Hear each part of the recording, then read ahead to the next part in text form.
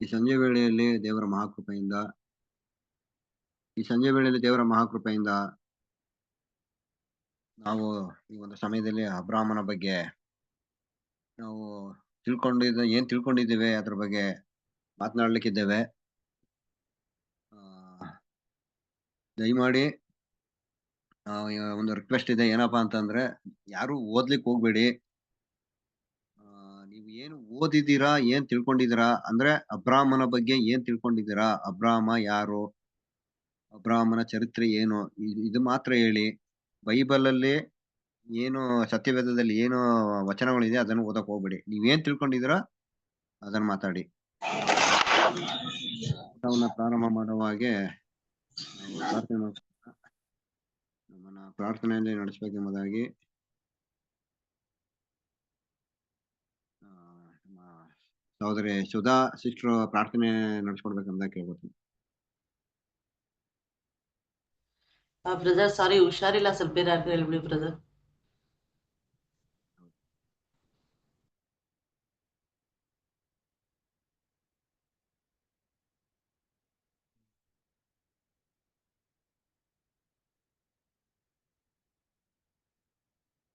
ದೀಪಾ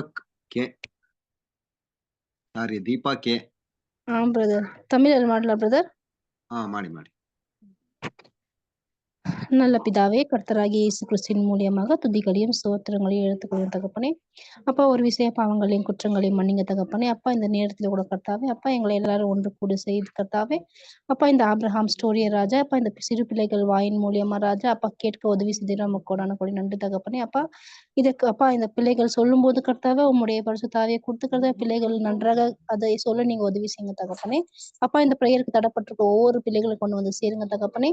அப்பா நீர் தாமே ஆஸ்வதிங்க, பலப்படுத்துங்க. இயேசுவின் மூலம் வேண்டிக் கொண்ட நல்ல பிதாவே, ஆமென். Thank you sister. ಕಳೆದ ವಾರ ಯಾರು ಮಾತನಾಡಿದ್ರೆ ಅವ್ರು ಬೇಡಿ, ಯಾರು ಮಾತಾಡಿಲ್ಲ ಅವರು ಹ್ಯಾಂಡ್ ರೈಸ್ ಮಾಡಿ, ಒಬ್ಬೊಬ್ಬರಾಗಿ ಮಾತಾಡೋದಕ್ಕೆ ಅವಕಾಶ ಸಿಗುತ್ತೆ. ನನ್ನ ಮಗಳು ಹೇಳ್ತಾಳೆ ಬ್ರದರ್. ಯಾರು? ಹಲೋ, ಅನುನಿತಾ.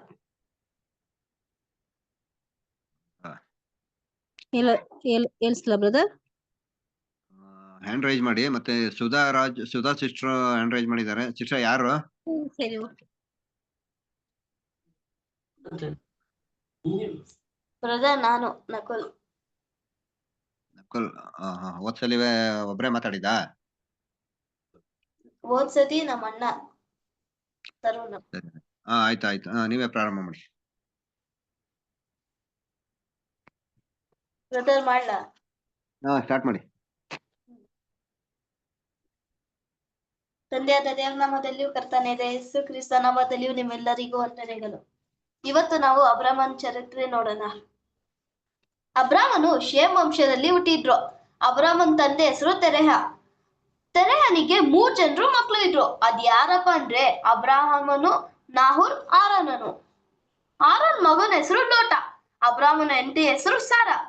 ಒಂದಿನ ಯೆಹೋವ ದೇವರು ಅಬ್ರಾಮನ ಹತ್ರ ಬಂದು ಹೇಳ್ತಾರೆ, ನೀನಿರುವ ನಿನ್ ಸ್ವಂತ ಸ್ಥಳ, ಬಂಧು ಬಳಗವನ್ನು ಮತ್ತೆ ತಂದೆ ಮನೆಯನ್ನು ಬಿಟ್ಬೂತಿ ನಾನು ತೋರ್ಸೋ ದೇಶಕ್ಕೆ ನೀನ್ ಹೋಗು. ನಾನ್ ನಿನ್ನ ದೊಡ್ಡ ಜನಾಂಗ ಅಂತೆ ಮಾಡ್ತೀನಿ, ಮತ್ತೆ ನಿನ್ನ ಆಶೀರ್ವಾದ ಮಾಡ್ತೀನಿ, ನಿನ್ನ ಹೆಸರನ್ನ ಒಂದು ಪ್ರಖ್ಯಾತಿಗೆ ತರ್ತೀನಿ ಅಂತ ಹೇಳ್ತಾರೆ. ಆಗ ಅಬ್ರಾಮನು ಕಾರನ್ ಪಟ್ಟಣವನ್ನು ಬಿಟ್ಟು ಹೋಗ್ತಾರೆ. ಆಗ ಅಬ್ರಾಮ್ಗೆ ವಯಸ್ಸು ಎಷ್ಟಿರ್ಬೋದು? ಆಗ ಅಬ್ರಾಮಿನ್ಗೆ 75 ವಯಸ್ಸಾಗಿತ್ತು. ಅಬ್ರಾಮನು ಅವ್ರ ಹೆಂಡತಿ ಸಾರನು, ಅವ್ರ ತಮ್ಮನ ಮಗನಾದ ಲೋಟನು ಮತ್ತು ಎಲ್ಲ ಸತ್ತು ದಾಸದಾಸಿಯರನ್ನು ತಗೊಂಡು ಕಾನಾನ್ ದೇಶಕ್ಕೆ ಬರ್ತಾರೆ. ಕಾನಾನ್ ದೇಶದ ದಕ್ಷಿಣ ಸೀಮೆಯಲ್ಲಿ ಬರಗಾಲ ಇತ್ತು. ಅದರಿಂದ ಅವ್ರು ಸ್ವಲ್ಪ ಕಾಲ ಐಗುಪ್ತ ದೇಶದಲ್ಲಿ ಇರ್ಬೇಕಂತ ಹೋಗ್ತಾರೆ. ಆದ್ರೆ ಅಬ್ರಾಮನು ಅವ್ರ ಹೆಂಡತಿಯಾದ ಸಾರಳಿಗೆ ಹೇಳ್ತಾರೆ, ನೋಡು, ನೀನನ್ನ ಹೆಂಡತಿ ಅಂತ ಹೇಳ್ಬೇಡ, ತಂಗಿ ಅಂತ ಹೇಳು. ಯಾಕಂದ್ರೆ ಅಲ್ಲಿ ನೀನು ತುಂಬಾ ಸೌಂದರ್ಯವಾಗಿದ್ಯಲ್ಲ, ಅದರಿಂದ ನನ್ನ ಸಾಯಿಸ್ಬಿಡ್ತಾರಂತ ಹೇಳ್ತಾರೆ. ಆಮೇಲೆ ಅಬ್ರಾಮನು ಅವರೆಲ್ಲರೂ ಕರ್ಕೊಂಡು ಐಗುಪ್ತ ದೇಶಕ್ಕೆ ಬರ್ತಾರೆ. ಅಲ್ಲಿ ಐಗುಪ್ತ ದೇಶದಲ್ಲಿ ಫರೋ ರಾಜನ ಸೇವಕರು ಅವರು ಸಾರನ್ನ ನೋಡ್ಬಿಟ್ಟು ಅಬ್ರಾಮ್ಗೆ ಈ ಫರೋನ್ಗೆ ಈ ವಿಚಾರವನ್ನು ತಿಳಿಸ್ತಾರೆ. ಯಾರೋ ಒಬ್ರು ಬಂದವರೆ, ಸೌಂದರ್ಯಾಗಿದ್ದಾರೆ ಅಂತ. ಅದಕ್ಕೆ ಫರೋ ರಾಜನ್ ಅಂತಾರೆ, ಅವ್ರನ್ನ ನನ್ನ ಅರಮನೆಯಲ್ಲಿ ಕರ್ಕೊಂಬರ್ರಿ ಅಂತ. ಪರವರಾಜನು ಸಾರನ್ನ ಮದ್ವೆ ಮಾಡ್ಕೊಬೇಕಂತ ಇರ್ತಾರೆ. ಅದಕ್ಕೆ ಅಬ್ರಾಮ್ಗೆ ಅವ್ರಿಗೆ ಉಪಕಾರ ಮಾಡ್ತಾರೆ. ಏನ್ ಉಪಕಾರ ಮಾಡ್ತಾರೆ ಅಂದ್ರೆ ಈ ಕುರಿದನಗಳನ್ನು, ಈ ಕತ್ತೆಗಳನ್ನು, ಈ ದಾಸಿಯರನ್ನು, ಒಂಟೆಗಳನ್ನು ಕೊಡ್ತಾರೆ. ಆದ್ರೆ ದೇವ್ರು ಸಾರಲ್ ನಿಮಿತ್ತ ಪರವರಾಜನ್ಗೆ ಕಷ್ಟಗಳೆಲ್ಲ ಕೊಡ್ತಾರೆ. ಮತ್ತೆ ಪರವರಾಜನ ಕನ್ಸಲ್ಲಿ ಬಂದು ಹೇಳ್ತಾರೆ, ನೀನು ಆ ಹೆಂಗಸನ್ನು ಬಿಟ್ಬಿಡು, ಇಲ್ಲಂದ್ರೆ ನೀನು ಮತ್ತೆ ನೀನು ಎಲ್ಲರೂ ಸಾಯ್ತೀರಾ ಅಂತ ಹೇಳ್ತಾರೆ. ಅದಕ್ಕೆ ಆ ಪರವರಾಜನು ಅಬ್ರಾಮ್ನ ಕರ್ಸ್ಬಿಟ್ಟು ಯಾಕೆ ಹೀಗೆ ನೀನ್ ಮಾಡ್ದೆ, ಯಾಕೆ ಸಾರನ ನೀನ್ ಹೆಂಡ್ತಿ ಅಂತ ಹೇಳಿಲ್ಲ, ಯಾಕೆ ತಂಗಿ ಅಂತ ಹೇಳ್ದೆ ಅಂತ ಕೇಳ್ತಾರೆ. ಮೊದ್ಲು ನೀನು ಈ ಊರನ್ನು ಬಿಟ್ಟು ದಯವಿಟ್ಟು ಹೊಂಟೋಗುರು ಅಂತ ಬೇಡ್ಕೊಂಡ್ಬಿಡ್ತಾರೆ. ಆಮೇಲೆ ಅಬ್ರಾಮನು ಅವ್ರ ಹೆಂಡತಿ ಲೋಟನು ಎಲ್ಲರನ್ನು ಕರ್ಕೊಂಡಿ ಹೋಗ್ತಾರೆ. ಎಲ್ಗ್ ಹೋಗ್ತಾರೆ ಅಂದ್ರೆ ಅವ್ರು ಮತ್ತೆ ಕಾನಾನ್ ದೇಶದ ದಕ್ಷಿಣ ಪ್ರಾಂತ್ಯಕ್ಕೆ ಬರ್ತಾರೆ. ಅಬ್ರಾಮನು ತುಂಬಾ ಐಶ್ವರ್ಯವಂತರಾಗಿದ್ರು. ಲೋಟನಿಗೂ ತುಂಬಾ ಕುರಿದನಗಳು, ತುಂಬಾ ಆಸ್ತಿ ಇತ್ತು. ಅದಕ್ಕೆ ಅವ್ರಿಗೆ ಆ ಸ್ಥಳ ಸಾಕಾಗ್ತಾ ಇದ್ದಿಲ್ಲ. ಅದಕ್ಕೆ ಅಬ್ರಾಮನು ದನಕಾಯೋರ್ ಮತ್ತೆ ಲೋಟನ್ ದನಕಾಯೋರ್ ಮಧ್ಯೆ ಜಗಳ ನಡೀತಾ ಇತ್ತು. ಅದಕ್ಕೆ ಅಬ್ರಾಮನು ಲೋಟನ್ನ ಕರ್ಸ್ಬಿಟ್ಟು ಹೇಳ್ತಾರೆ, ದೇಶ ಎಲ್ಲ ನಿನ್ನ ಎದುರುಗಿದೆ, ದಯವಿಟ್ಟು ನನ್ನ ಬಿಟ್ಟು ನೀನ್ ಬೇರೆ ಕಡೆ ಹೋಗು, ನೀನ್ ಬಲ್ಗಡೆ ಹೋದ್ರೆ ನಾನು ಎಡಗಡೆ ಹೋಗ್ತೀನಿ ಅಂತ ಅಬ್ರಾಮನು ಹೇಳ್ತಾರೆ. ಆಗ ಲೋಟನು ಕಣ್ಣೆತ್ತಿ ನೋಡಿರಾಗ ಯೋರ್ದಾನೊಲೆಯ ಸುತ್ತಿನ ಪ್ರದೇಶವು ಚೋಗಾರ್ ತನಕ ಎಲ್ಲ ಕಡೆ ನೀರಾವರಿ ಸ್ಥಳ ಇತ್ತು. ಅದರಿಂದ ಲೋಟನು ತಿಳ್ಕೊಂಡಿ ಸೋದಮ್ ಗೊಬ್ಬರದಲ್ಲೇ ವಾಸ ಮಾಡ್ತಾರೆ. ಮತ್ತೆ ಅಬ್ರಾಮನು ಕಾನಾನ್ ದೇಶದಲ್ಲೇ ವಾಸ ಮಾಡ್ತಾರೆ. ಲೋಟ ಸೋದಮ್ ಗೊಬ್ಬರ ಪಟ್ಟಣಕ್ಕೆ ಬರ್ತಾರೆ. ಆದ್ರೆ ಸೋದಮ್ ಪಟ್ಟಣದವರು ದುಷ್ಟರು, ಅವರು ದೇವ್ರಿಗೆ ಮಹಾ ಅಪರಾಧಿ ಆಗಿದ್ರು.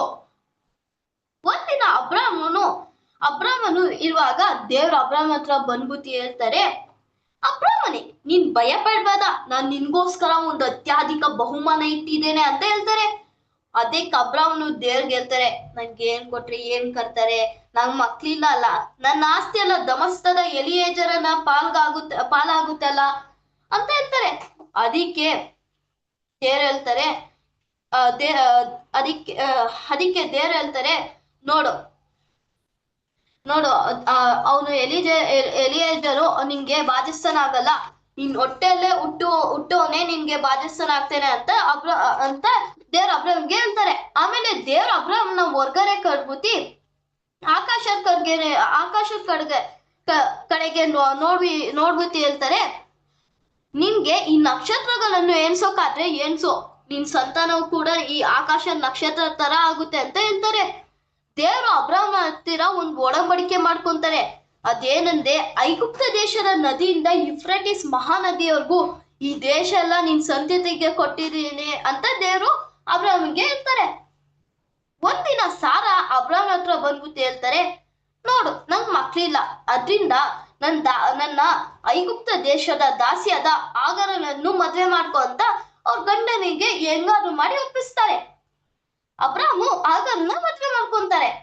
ಆಗ ಆಗರಲು ಪ್ರೆಗ್ನೆಂಟ್ ಆಗ್ತಾರೆ. ನಂತರ ಅವರು ಆಗರಲು ನಂಗೆ ಮಗು ಆಗ್ತೈತೆ ಅಂತ ಸಾರನ್ನ ಬೇಕಾಬಿಟ್ಟಂಗ್ ಮಾತಾಡ್ಸೋದು, ಬೇಕಾಬಿಟ್ಟಂಗ್ ನಡ್ಕೊಳ್ಳೋದು, ಈ ರೀತಿ ಮಾಡ್ತಾ ಇರ್ತಾರೆ.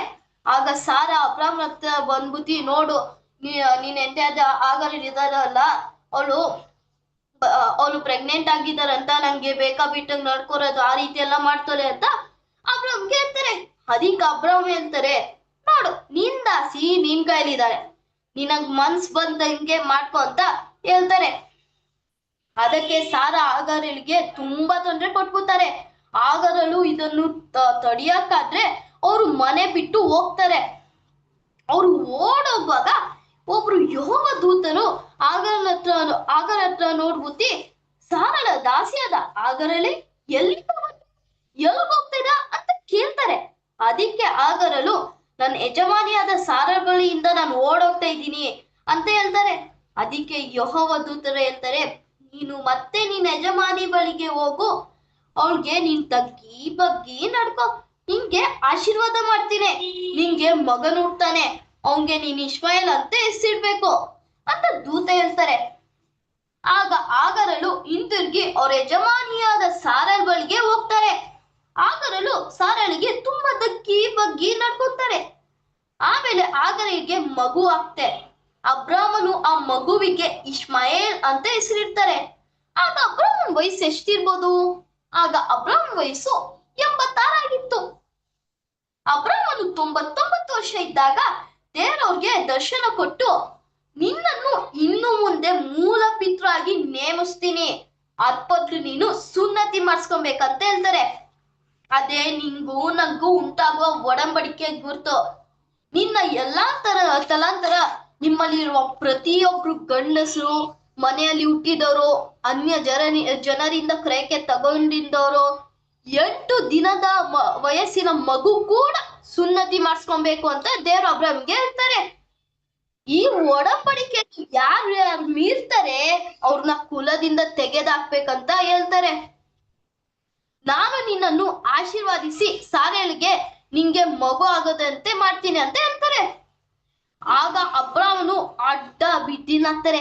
ಯಾಕಂದ್ರೆ ಮೊದ್ಲೇ ಅಬ್ರಾಮ್ಗೆ 99 ವರ್ಷ, ಮತ್ತೆ ಸಾರಳಿಗೆ 90 ವರ್ಷ ಆಗಿತ್ತು. ಅವ್ರಿಗೆ ಮಗು ಹುಟ್ಟುತ್ತೆ ಅಂತ ಮನ್ಸಲ್ಲಿ ಅನ್ಕೊಂಡಿರ್ತಾರೆ. ಅಬ್ರಾಮನು ದೇವ್ರಿಗೆ ಇಷ್ಮಾಯೇಲ್ ಇದ್ದಾನಲ್ಲ, ಅವರೇ ನಿಮ್ಗೆ ದಯ ಹೊಂದಿ ಬಾಳಲಿ ಅಂತ ಹೇಳ್ತಾರೆ. ಅದಕ್ಕೆ ದೇವ್ರು ಹೇಳ್ತಾರೆ, ಇಲ್ಲ ನಿನ್ ಪತ್ನಿಯಾದ ಸಾರಳಿಂದ ಮಗು ಹುಟ್ತಾರೆ, ಅವನ್ಗೆ ನೀನು ಇಸಾಕ್ ಅಂತ ಹೆಸರಿಡ್ಬೇಕು, ಅವನ್ ಸಂಗಡ ನನ್ನ ಒಡಂಬಡಿಕೆಯನ್ನು ಸ್ಥಾಪಿಸ್ಕೊಳ್ಬೇಕು ಅಂತ ಹೇಳ್ತಾರೆ. ಬರುವ ವರ್ಷ ಇದೇ ಕಾಲದಲ್ಲಿ ಸಾರಲು ಅವನನ್ನು ಏರೋಳು ಅಂತ ಹೇಳ್ತಾರೆ. ಇದೇ ರೀತಿ ದೇವ್ರು ಕೂಡ ಅಬ್ರಾಮ್ಗೆ ಹೇಳ್ತಾರೆ. ಅದೇನಂತಾರೆ ಇವಾಗ ತಿಳ್ಕೊರೋಣ. ಅಬ್ರಾಮನು ಮಧ್ಯಾಹ್ನದಲ್ಲಿ ಮಾಮ್ರೆ ತೋಫಿನ ತನ್ನ ಗುಡಾರದ ಬಾಗಿಲಲ್ಲಿ ಕೂತಿರಾಗ ಆಗ ಯಾರೋ 3 ಮಂದಿ ಪುರುಷರು ನಿಂತಿದ್ನ ನೋಡ್ತಾರೆ. ಅದು ಯಾರಿರ್ಬೋದು? ಅದ್ಯಾರಂದ್ರೆ ಯೆಹೋವನ ದೂತರು. ಅವ್ರನ್ನ ನೋಡಿದ ತಕ್ಷಣ ಅಬ್ರಾಮನು ತಕ್ಷಣ ಅವ್ರ ಹತ್ರ ಹೋಗ್ಬಿಟ್ಟು ಬಗ್ಗಿ ನಮಸ್ಕಾರ ಮಾಡ್ಬಿಟ್ಟು, ಸ್ವಾಮಿ ದಯಮಾಡಿ ನಿಮ್ ದಾಸನ್ ಮನೆಗೆ ಬನ್ನಿ ಅಂತ ಹೇಳ್ತಾರೆ. ಅವ್ರನ್ನ ಗುಡಾರದಲ್ಲಿ ಕರ್ಕೊಂಡೋಗಿ ಅವ್ರನ್ನ ಉಪಚಾರ ಮಾಡ್ತಾರೆ. ಆಗ ದೇವದೂತರು ಅಬ್ರಾಮಿಗೆ ಆಶೀರ್ವಾದ ಮಾಡ್ಬಿಟ್ಟು ಹೇಳ್ತಾರೆ, ಬರುವ ವರ್ಷ ಇದೇ ಕಾಲದಲ್ಲಿ ನಾವು ಮತ್ತೆ ಬರ್ತೀವಿ, ಆಗ ಬಂದಾಗ ನಿನ್ ಪತ್ನಿಯಾದ ಸಾರಳಿಗೆ ಮಗು ಇರುತ್ತೆ ಅಂತ ಹೇಳ್ತಾರೆ. ಇದಾಗಿದ ನಂತರ ಆ ಮನುಷ್ಯರು ಅಲ್ಲಿಂದ ಹೋಗ್ತಾರೆ. ಎಲ್ಲಿಗೆ ಹೋಗ್ತಾರೆ? ಅವ್ರು ಸೋದಮ್ ಗೊಬ್ಬರ ಕಡೆ ಹೋಗ್ತಾರೆ. ಅದಕ್ಕೆ ಅಬ್ರಾಮನು ಅವ್ರನ್ನ ಸ್ವಲ್ಪ ದೂರ ಬಿಡ್ತಾರೆ. ಆಗ ಅಬ್ರಾಮನಿಗೆ ಅರಿವಾಗುತ್ತೆ ಅವರು ಸೋದಮ್ ಗೊಬ್ಬರವನ್ನು ನಾಶ ಮಾಡೋದಕ್ಕೆ ಹೋಗ್ತಾ ಇದಾರಂತ. ಅದಕ್ಕೆ ಅಬ್ರಾಮನು ದೇವ್ರನ್ನ ಕೇಳ್ಕೊಂತಾರೆ, ಅಲ್ಲಿ ದುಷ್ಟರ ಜೊತೆ ನೀತಿವಂತರು ಕೂಡ ಇದ್ದಾರೆ, ಅವ್ರನ್ನ ನಾಶ ಮಾಡ್ತೀರಾ ಅಂತ. ಒಂದು ವೇಳೆ ಆ ಊರಿನಲ್ಲಿ 50 ಜನರು ನೀತಿವಂತರಿದ್ರೆ ಆ ಸ್ಥಳವನ್ನು ನಾಶ ಮಾಡ್ತೀರಾ ಅಂತ ಕೇಳ್ತಾರೆ. ಅದಕ್ಕೆ ದೇವ್ರು ಹೇಳ್ತಾರೆ, ನನಗೆ 50 ಜನರು ನೀತಿವಂತರು ಸಿಕ್ಕಿದ್ದಾರೆ, ನಾನು ಆ ಸ್ಥಳವನ್ನು ನಾಶ ಮಾಡೋದಿಲ್ಲ, ಆ 50 ಜನರಿಂದ ನಾನು ಆ ಊರನ್ನು ಉಳಿಸ್ತೀನಿ ಅಂತ ಹೇಳ್ತಾರೆ. ಅದಕ್ಕೆ ಅಬ್ರಾಮನು ಇನ್ನೊಂದ್ಸರಿ ಕೇಳ್ತಾರೆ, ಒಂದು ವೇಳೆ ಆ ಸ್ಥಳದಲ್ಲಿ 45 ಜನರು ನೀತಿವಂತರಿದ್ರೆ ನಾಶ ಮಾಡ್ತೀರಾ ಅಂತ. ಅದಕ್ಕೆ ದೇವ್ರು ಅಂತಾರೆ, ಇಲ್ಲ ನಾನು ನಾಶ ಮಾಡಲ್ಲ ಅಂತ. ಆಮೇಲೆ ಅಬ್ರಾಮ್ ಇನ್ನೊಂದ್ಸತಿ ಕೇಳ್ತಾರೆ, 30 ಜನರು ನೀತಿವಂತರಿದ್ರೆ ಅಂತ. ಆವಾಗೂ ದೇವ್ರು ಅಂತಾರೆ, ನಾನು ನಾಶ ಮಾಡಲ್ಲ ಅಂತ. 20 ಜನರು ನೀತಿವಂತರಿದ್ರೆ ಅಂತ ಅಬ್ರಾಮ್ ಕೇಳ್ತಾರೆ, ಆವಾಗೂ ದೇವ್ರು ಅಂತಾರೆ, ನಾಶ ಮಾಡಲ್ಲ ಅಂತ.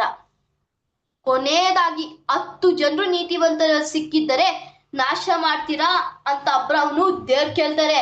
ಅದಕ್ಕೆ ದೇವ್ರು ಅಬ್ರಾಮ್ಗೆ ಹೇಳ್ತಾರೆ, ನನಗೆ ಆ ಊರಿನಲ್ಲಿ 10 ಜನರು ನೀತಿವಂತ ಸಿಕ್ಕಿದ್ದಾರೆ, ಆ 10 ಜನರಿಂದ ನಾನು ಅವರನ್ನು ಉಳಿಸ್ತೀನಿ ಅಂತ ಹೇಳ್ತಾರೆ. ಇದಾದ್ಮೇಲೆ ನಂತರ ಆ ದೂತರು ಸಾಯಂಕಾಲದಲ್ಲಿ ಸೋದಮ್ಗೆ ಬರ್ತಾರೆ. ಅಲ್ಲಿ ಲೋಟನು ಸೋದಮಿನ ಊರ್ ಬಾಗಿಲಲ್ಲಿ ಕೂತಿರ್ನ ನೋಡ್ಬಿಟ್ಟು ಅವ್ರು ಎದ್ ಬಂದ್ಬಿಟ್ಟು ಅವ್ರನ್ನ ಬಗ್ಗಿ ನಮಸ್ಕಾರ ಮಾಡ್ಬಿಟ್ಟು, ಸ್ವಾಮಿ ನಿನ್ ದಾಸನ್ ಮನೆಗೆ ಬಂದು ಇಳ್ಕೊರಿ ಅಂತ ಹೇಳ್ತಾರೆ. ಆದ್ರೆ ಆ ಮನುಷ್ಯರು ಇರ್ತಾರಲ್ಲ, ಅವ್ರ ಬೀದಿಯಲ್ಲೇ ರಾತ್ರಿ ಕಲಿತೀವಿ ಅಂತ ಹೇಳ್ತಾರೆ. ಅದಕ್ಕೆ ಲೋಟನು ಹೆಂಗೋ ಮಾಡ್ಬಿಟ್ಟು ಅವ್ರನ್ನ ಅವ್ರ ಬಾಗಿಲಲ್ಲಿ ಇರೋದಕ್ಕೆ ಇರ್ತಾರೆ. ಆಮೇಲೆ ಲೋಟನು ಅವ್ರಿಗೆ ಉಳಿವಿಲ್ಲದ ರೊಟ್ಟಿಯನ್ನು ಸುಡಿಸಿ ಅವ್ರಿಗೆ ಊಟಕ್ಕೆ ಕೊಡ್ತಾರೆ. ಆ ಮನುಷ್ಯರು ಇರ್ತಾರಲ್ಲ, ಅವ್ರ ಲೋಟನಿಗೆ ಹೇಳ್ತಾರೆ, ಸೋದಮ್ ಪಟ್ಟಣ ಮೇಲೆ ಆಕಾಶದಿಂದ ಗಂಧಗಳು ಸುರಿದು ನಾಶ ಆಗುತ್ತೆ, ಅದಕ್ಕೆ ನೀನು ನಿನ್ ಹೆಂಡತಿ ಮಕ್ಳು ಇದಾರಲ್ಲ ಅವ್ರನ್ನ ಕರ್ಕೊಂಡಿ ನೀನ್ ಓಡೋಗು, ನಿನ್ ಪ್ರಾಣನು ಉಳಿಸ್ಕೊ ಅಂತ ಹೇಳ್ತಾರೆ. ಅದ್ ಜೊತೆ ನೀನ್ ಹೋಗುವಾಗ ನೀನ್ ಹಿಂದಕ್ಕೆ ತಿರ್ಗಿ ನೋಡ್ಬೇಡ, ಏನದ್ ಹಿಂದಕ್ಕೆ ತಿರ್ಗಿ ನೋಡ್ರೆ ನೀನ್ ಉಪ್ಪಿನ ಕಂಬ ಆಗ್ತೀಯ ಅಂತ ಹೇಳ್ತಾರೆ. ಆದ್ರೆ ಅದಕ್ಕೆ ಲೋಟನು ಅವ್ರ ಹೆಂಡತಿ ಅವ್ರ ಮಕ್ಕಳು ಅವ್ರನ್ನ ಕರ್ಕೊಂಡಿ ಹೋಗ್ತಾರೆ. ಹೋಗ್ತಾ ಇರುವಾಗ ಅವ್ರ ಹೆಂಡತಿ ಇರ್ತಾರಲ್ಲ, ಅವ್ರು ಹಿಂದೆ ತಿರ್ಗಿ ನೋಡ್ತಾರೆ ಆ ಸೋದಮ್ ಗೊಬ್ಬರ ನಾಶವಾಗೋದನ್ನು.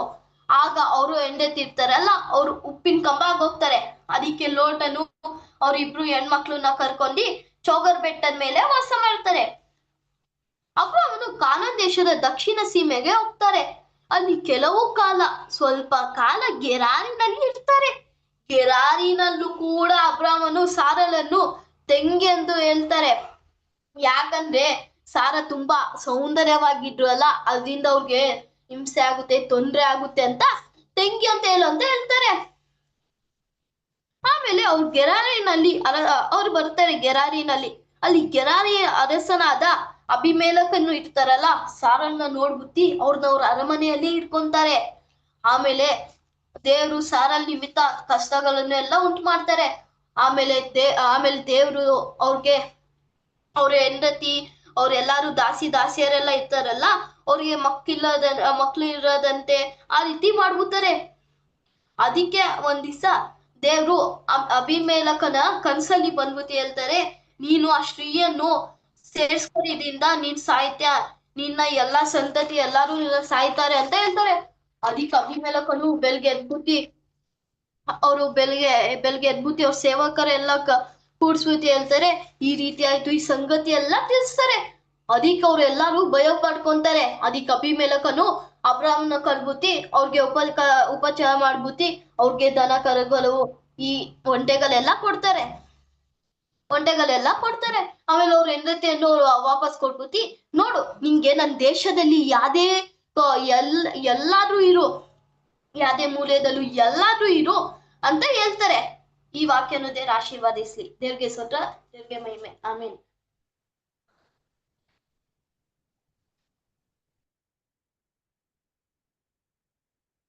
Thank you brother. ದೇವ್ರು ನಿಮ್ಮನ್ನ ಆಶೀರ್ವದಿಸ್ಲಿ.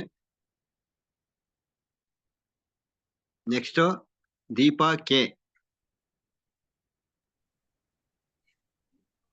ದೇವರಿಗೆ ಸ್ತೋತ್ರ. ಇವತ್ತು ನಾವು ಆಬ್ರಗಾಮನ ಬಗ್ಗೆ ತಿಳ್ಕೊಳ್ಳೋಣ.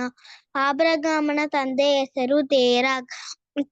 ಒಂದು ದಿವಸ ಕರ್ತನು ಆಬ್ರಗಾಮನ ಹತ್ರ, ಆಬ್ರಗಾಮೇ, ನಿನ್ನ ತಂದೆ ತಾಯಿಯನ್ನು ಬಿಟ್ಟು ಬಾ, ನಾನು ತೋರಿಸುವ ದೇಶಕ್ಕೆ ಹೋಗು, ನಾನು ನಿನ್ನ ಆಶೀರ್ವದಿಸ್ತೀನಿ ಎಂದು ಹೇಳಿದರು. ಆಬ್ರಗಾಮನ ಹೆಂಡತಿ ಹೆಸರು ಸಾರಾಳ್.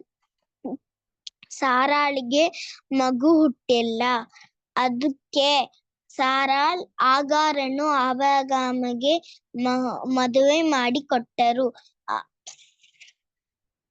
ಆಗಾರಿಗೆ ಮಗು ಹುಟ್ಟಿತು. ಅವರ ಹೆಸರು ಇಸ್ಮೇಲ್. ಒಂದು ದಿನ ಕರ್ತರು ಆಬ್ರಗಾಮನ್ನು ಕರೆದು, ನಿನಗೆ ಮಗು ಹುಟ್ಟುತ್ತೆ ಎಂದು ಹೇಳಿದರು. ಅದಕ್ಕೆ ಆಬ್ರಗಾಮ್ ನಗ್ಗಿದರು. ನಾನು ಮುದುಕನಾಗಿದ್ದೆ, ನನಗೆ ಮಗು ಹುಟ್ಟಿತಾ ಎಂದು ನಗ್ಗಿದರು. ಹೌದು ಎಂದು ಕರ್ತರು ಹೇಳಿದರು. ಸಾರಾಳಿಗೆ ಮಗು ಹುಟ್ಟಿತು. ಆ ಮಗು ಹೆಸರು ಈಸಾಕನು. ಒಂದು ದಿನ ಕರ್ತನು ಆಬ್ರಗಾಮನ ಹತ್ರ, ನಿನ್ನ ಒಂದೇ ಮಗನಾದ ಈಸಾಕನನ್ನು ನನಗೆ ಸರ್ವ ಹೋಮವನ್ನು ಕೊಡು ಎಂದು ಹೇಳಿದರು. ಹಾಗೆ ಆಬ್ರಗಾಮ್ ಈಸಾಕನನ್ನು ಕರ್ಕೊಂಡು ಹೊರಟರು. ಆಮೇಲೆ ಸರ್ವ ಹೋಮ ಕೊಡಕ್ಕೆ ತಯಾರಾದರು. ಆಗ ದೇವದೂತರು ಬಂದರು ಆಬ್ರಗಾಮ ಹತ್ರ. ಆಬ್ರಗಾಮೇ, ನೀನು ಕೈ ಚಾಚಬೇಡ ಎಂದು ಹೇಳಿದರು. ಆಬ್ರಗಾಮ್ ಹಿಂದೆ ತಿರುಗಿ ನೋಡಿದರು. ಆ ಹಿಂದೆ ಒಂದು ಟಗರಿತ್ತು. ಅದನ್ನು ಸರ್ವ ಹೋಮ ಕೊಟ್ಟರು.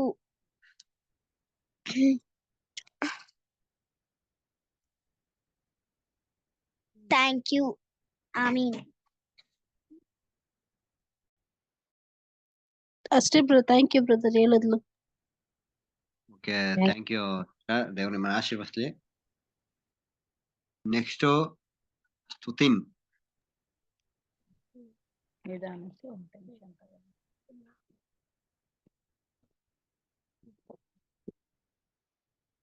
ಎಲ್ಲರಿಗೂ ಯೇಸು ಕ್ರಿಸ್ತನಲ್ಲಿ ವಂದನೆಗಳು. ಇವಾಗ ನಾವು ಅಬ್ರಹಾಮನಿಗೆ ತಿಳಿದುಕೊಳ್ಳೋಣ. ಅಬ್ರಹಾಮನು ತೆರಹನ ಮಗನು. ಅಬ್ರಹಾಮನಿಗೆ ಸಾರಳು ಹೆಂಡತಿ ಆಗಿದ್ದಳು. ಅಬ್ರಹಾಮನಿಗೆ ಮಕ್ಕಳಿರಲಿಲ್ಲ. ಆದರೆ ಅಬ್ರಹಾಮನು ದೇವರನ್ನು ನಂಬಿದನು. ದೇವರು ಅಬ್ರಹಾಮನ ನಂಬಿಕೆಯನ್ನು ಲೆಕ್ಕಕ್ಕೆ ನೀತಿಯೆಂದು ಎಣಿಸಿದನು. ಅಬ್ರಹಾಮನಿಗೆ ದೇವರು 100ನೇ ವಯಸ್ಸಿನಲ್ಲಿ ತನ್ನ ಮಗನಾದ ಇಸಾಕನನ್ನು ಕೊಟ್ಟನು. ಅಬ್ರಹಾಮನನ್ನು ಪರೀಕ್ಷಿಸುವುದಕ್ಕೆ ದೇವರು, ಅಬ್ರಹಾಮನೇ, ನಿನ್ನ ಮಗನಾದ ಇಸಾಕನನ್ನು ನನಗೆ ಬಲಿಯಾಗಿ ಕೊಡು ಎಂದು ದೇವರು ಅಬ್ರಹಾಮನಿಗೆ ಹೇಳಿದರು. ಅದೇ ರೀತಿಯಾಗಿ ಅಬ್ರಹಾಮನು ಇಸಾಕನನ್ನು ಬಲಿ ಕೊಡಲು ಹೋಗುತ್ತಾನೆ. ದೇವರು ಅಬ್ರಹಾಮನ ನಂಬಿಕೆಯನ್ನು ನೋಡಿ ಅಬ್ರಹಾಮನನ್ನು ಆಶೀರ್ವಾದ ಮಾಡಿದ್ದಾನೆ. ಹೀಗೆ ಅಬ್ರಹಾಮನು ನಂಬಿಕೆಗೆ ಮೂಲ ತಂದೆಯಾದನು. ಹೀಗೆ ಅಬ್ರಹಾಮನು ದೇವರಲ್ಲಿ ನಡೆಯುತ್ತಾ 175 ವರ್ಷ ಬದುಕಿ ಸತ್ತು ಪಿತೃಗಳ ಬಳಿಗೆ ಸೇರಿದನು. Amen. Thank you uncle. Thank you ಅಪ್ಪ. ಥ್ಯಾಂಕ್ ಯು ಪುಟ.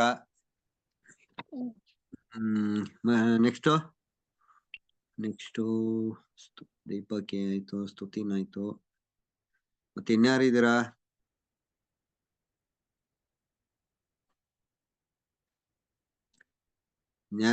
ಓದ್ತೀವಿ ಅನ್ನೋರು ಹ್ಯಾಂಡ್ ರೈಸ್ ಮಾಡ್ಬೋದು.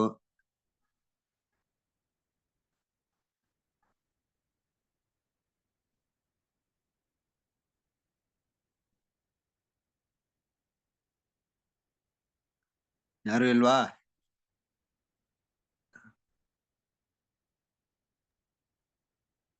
ತರುಣ್ ಲೋಕೇಶ್ ಓದ್ತಾರೆ ನೋಡಿ ಬ್ರದರ್, ಅವ್ರಿಗೆ ಹೇಳಿ. ಮತ್ತೆ ನಿಮ್ ಪಾಪಗೂ ಹೇಳ್ಸಿ. ನಮ್ಮ ಮಗು ಇದು ಊರ್ಗ್ ಹೋಗ್ಬಿಟ್ಟಿದ್ದೇನೆ ಸಿಸ್ಟ್ರೆ. ಇಲ್ಲ, ತರುಣ್ ಲೋಕೇಶ್ ದಯಮಾಡಿ ನಾವು ಓದ್ತೀವಿ ಹೇಳ್ತೀವಿ ಮಾತಾಡ್ತೀವಿ ಅನ್ನೋರು ಹ್ಯಾಂಡ್ ರೈಸ್ ಮಾಡ್ಬೋದು. ಅಂದ್ರೆ ಮಾತಾಡಿಲ್ದೆ ಅದವ್ರು. ತರುಣ್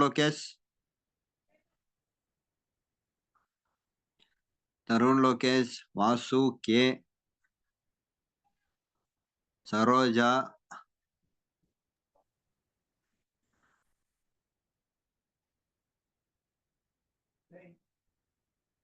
ನವಿತಾ ಬಿ, ನವೀನ್ ಕುಮಾರ್, ಮಂಜುಳಾ,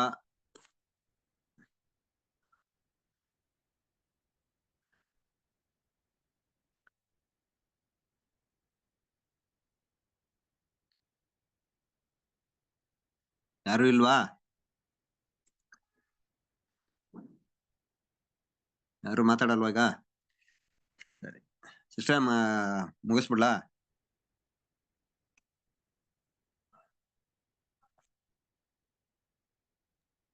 ಬ್ರದರ್ ಮುಗಿಸಿ. ಯಾರು ಹೇಳ್ತಾ ಇಲ್ವಲ್ಲ, ನೀವ್ ಹೇಳ್ಬಿಟ್ಟು ಮುಗಿಸ್ಬಿಡಿ.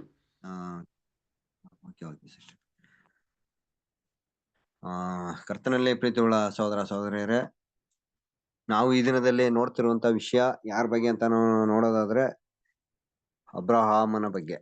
ಅಬ್ರಹಾಮ ಯಾರು ಅಂತ ನಾವು ನೋಡುವಾಗ, ಅಬ್ರಹಾಮ ಬಂದು ಶೇಮನ ವಂಶದಿಂದ ಬಂದಂತವರು. ಆ ತೆರಹ ಅಂತೇಳಿ ಅವ್ರ ತಂದೆ, ಅಬ್ರಾಮನ ತಂದೆ. ಅಬ್ರಾಮನೊಟ್ಟಿಗೆ ಹುಟ್ಟಿದಂತವರು ನಾಹೋರ, ಆರೋನ್. ಇವರು ತೆರಹನಿಗೆ ಹುಟ್ಟಿದಂತ 3 ಮಕ್ಕಳು. 3 ಮಕ್ಕಳಲ್ಲಿ ಅಬ್ರಾಮನ ಬಗ್ಗೆ ನಾವು ಕಳೆದ ವಾರ ಮತ್ತು ಈ ವಾರದಲ್ಲಿ ತಿಳ್ಕೊಂಡಿದ್ದೀವಿ. ಎಲ್ಲರೂ ಚೆನ್ನಾಗಿ ಮಾತನಾಡಿದ್ರು ಮಕ್ಕಳು. ದೇವರು ಅವ್ರನ್ನ ಆಶೀರ್ವದಿಸ್ಲಿ. ಈಗ ಒಂದು ಚಿಕ್ಕದಾಗಿ ಅಬ್ರಾಮನ ಬಗ್ಗೆ ನಾವು ತಿಳ್ಕೊಂಡು ಈ ಕೂಟನ ಮುಕ್ತಾಯಗೊಳಿಸೋಣ. ಅಬ್ರಾಮ ಬಂದು ದೇವರು ಆರಿಸಿಕೊಂಡಂತ ವ್ಯಕ್ತಿಯಾಗಿದ್ದಾರೆ. ದೇವರು ತಾನು ಹೇಳಿದಂತ ಸ್ಥಳಕ್ಕೆ ಹೋಗು ಎಂದು ಹೇಳಿದಂತ ಸಮಯದಲ್ಲಿ ಅಬ್ರಾಮನು ದೇವರ ಒಂದು ಆಜ್ಞೆಗೆ ವಿಧೇಯನಾಗಿ ದೇವರು ಹೇಳಿದಂತ ಸ್ಥಳಕ್ಕೆ ತನ್ನ ಕುಟುಂಬ ಸಮೇತ ಹೋಗುವಂಥದ್ದು ನಾವು ನೋಡ್ತೇವೆ. ಅದು ಮಾತ್ರವಲ್ಲದೆ ಆತನಿಗೆ ವಯಸ್ಸಾಗಿತ್ತು, ಮಕ್ಕಳಿರ್ಲಿಲ್ಲ. ಆದ್ರೂ ಸಹ ದೇವರ ಒಂದು ವಯಸ್ಸಾದಂತ ಸಮಯದಲ್ಲಿ 100 ವರ್ಷ ಆಗಿದಂತ ಸಮಯದಲ್ಲಿ ದೇವರ ಒಂದು ಮಗುವನ್ನು ಕೊಟ್ಟು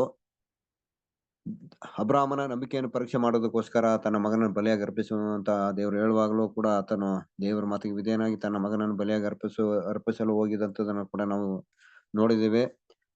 ದೇವರು ಅಬ್ರಾಮನ ನಂಬಿಕೆಯನ್ನು ನೋಡಿ ಆತನನ್ನು ಆಶೀರ್ವದಿಸಿ, ನಿನ್ನ ಮುಖಾಂತರ ಭೂಲೋಕದ ಎಲ್ಲಾ ಜನಾಂಗದವರನ್ನು ಆಶೀರ್ವದಿಸ್ತೀನಿ ಎಂಬುದಾಗಿ ಆ ಒಂದು ದೊಡ್ಡ ಆಶೀರ್ವಾದನ ಅಬ್ರಾಮನ ಕೊಡುವಂಥದ್ದು ನಾವು ನೋಡ್ತೇವೆ.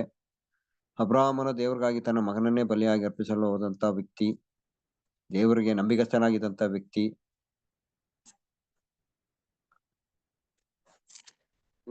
ದೇವರು ಆತನ ಮುಖಾಂತರ ಇಡೀ ಭೂಲೋಕದ ಜನಾಂಗವನ್ನು ಆಶೀರ್ವದಿಸ್ತೀನಿ, ನಿನ್ನ ಮುಖಾಂತರ ಎಲ್ಲರನ್ನು ಆಶೀರ್ವದಿಸ್ತೀನಿ ಎಂಬುದಾಗಿ ದೇವರು ಅಬ್ರಾಮನ ಒಂದು ಆಶೀರ್ವಾದ ನಿಧಿಯಾಗಿ ಇಟ್ಟಿದಂತ ನಾವು ನೋಡಿದ್ವಿ.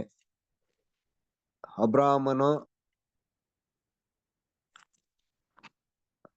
ಆತನು ಮಾಡಿದಂತ ಕಾರ್ಯಗಳು, ಆತನು ದೇವರಿಗೆ ಯಾವ ರೀತಿಯಾಗಿ ವಿಧೇಯನಾಗಿ ನಡ್ಕೊಂಡ, ಯಾವ ರೀತಿ ದೇವರಿಗೆ ನಂಬಿಗಸ್ತನಾಗಿದ್ದನು ಎಂಬುದಾಗಿ ನಾವು ಸತ್ಯವೇದದಲ್ಲಿ ಓದಿದ್ದೇವೆ, ನಾವು ತಿಳ್ಕೊಂಡಿದ್ದೇವೆ, ಪಾಠಗಳನ್ನು ನಾವು ಕೇಳಿದ್ದೇವೆ.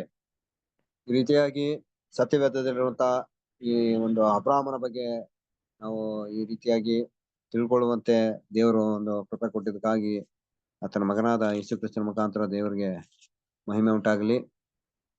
ಇದೇ ರೀತಿಯಾಗಿ ಬರುವಂತ ವಾರಗಳಲ್ಲೂ ಸಹ ಇನ್ನೂ ಅನೇಕ ಸತ್ಯವೇದದಲ್ಲಿರುವಂತಹ ಭಕ್ತರ ಬಗ್ಗೆ ನಾವು ತಿಳ್ಕೊಳ್ಳಲಿಕ್ಕಿದ್ದೇವೆ. ಬರುವಂತ ವಾರಗಳಲ್ಲಿ ಬೇರೆ ಬೇರೆ ಬ್ರದರ್ ಕೂಡ ಈ ಸತ್ಯವೇದದ ಬಗ್ಗೆ ನಮ್ಮೆಲ್ಲರಿಗೂ ತಿಳಿಸಲಿದ್ದಾರೆ. ಅನೇಕ ಮಕ್ಕಳು ಮಾತನಾಡಲಿಕ್ಕಿದ್ದಾರೆ. ನಿಮ್ಮ ಪ್ರಾರ್ಥನೆಗಳಲ್ಲಿ ಮುಂದಿನ ದಿನಮಾನಗಳಲ್ಲಿ ಮಾತನಾಡಲಿಕ್ಕಿರುವಂತ ಮಕ್ಕಳಿಗಾಗಿ ಪ್ರಾರ್ಥನೆ ಮಾಡ್ಕೊಳ್ಳಿ.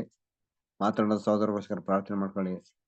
ಈ ದಿನದಲ್ಲಿ ಈ ರೀತಿಯಾಗಿ ಬ್ರಾಹ್ಮಣ ಬಗ್ಗೆ ತಿಳ್ಕೊಳ್ಳುವಂತೆ ದೇವ್ರ ಕೃಪೆ ಕೊಟ್ಟದಕ್ಕಾಗಿ ಮತ್ತೊಂದು ಆವೃತ್ತಿ ದೇವರಿಗೆ ಆತನ ಮಗನಾದ ಪ್ರಭು ಯೇಸು ಕ್ರಿಸ್ತ ಮುಖಾಂತರ ಮಹಿಮೆ ಉಂಟಾಗಲಿ. ಈ ಕೂಟವನ್ನು ಮುಕ್ತಾಯಗೊಳಿಸುವ ಹಾಗೆ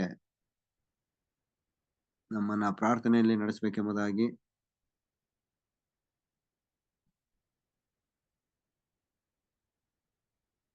Prithviraj. Brother, thank you brother. ಪ್ರಾರ್ಥನೆ ಮಾಡಿ. ನಮ್ಮನ್ನು ಹೆಚ್ಚೆಚ್ಚು ಪ್ರೀತಿಸುವ ನಮ್ಮ ತಂದೆಯೇ, ನಮ್ಮನ್ನು ಆಶೀರ್ವಾದ ಮಾಡಿ ದೇವರೇ. ದೇವರೇ, ಈ ಸಮಸ್ತವನ್ನು, ಈ ಭೂಲೋಕವನ್ನು, ಪರಲೋಕವನ್ನು ಉಂಟು ಮಾಡಿದ ದೇವರೇ, ನಮ್ಮನ್ನು ನಿಮ್ಮ ದಾರಿಯಲ್ಲಿ ಒಳ್ಳೆಯ ಮಕ್ಕಳಾಗಿ ನಾವು ನಿಮ್ಮ ದಾರಿಯಲ್ಲಿ ನಡ್ಕೊಂಡು ಬರಬೇಕು ದೇವರೇ. ದೇವರೇ, ಅದಕ್ಕೆ ನಿಮ್ಮ ಕೃಪೆ, ದಯೆ ಎಲ್ಲವನ್ನು ಕೊಡಿ ದೇವರೇ.